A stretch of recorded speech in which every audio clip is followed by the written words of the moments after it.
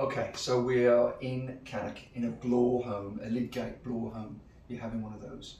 And what you've got at the back of one of those is this French door arrangement with two fixed windows either side. There's a whole range of things that you can do with that. You can put perfect fit blinds in each window, you can put vertical blinds across. This customer's chosen Plantation shutters. And again, there's a number of different ways you can do Plantation shutters. What I wanted to show you is the way we've done this one.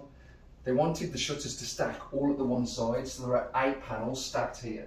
So if you want to know what it would look like to have all your panels stacked to one side, that's 8 panels stacked.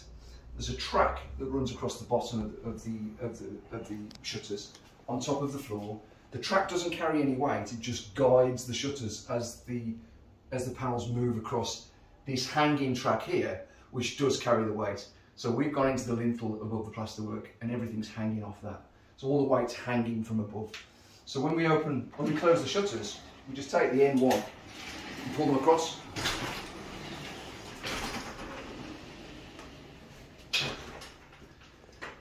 And there you go. You've got your Plantation shutters. Here, these are 63mm louvres. We've got offset tilt ones on these shutters. So that the shutters open, just conventional shutters, 63mm louver, offset tilt wand. The tilt wand can be in the centre or it can be on the left or the right. These ones are offset on the right. So there you go. 8 Plantation shutters across a set of French doors in a Bloor Home.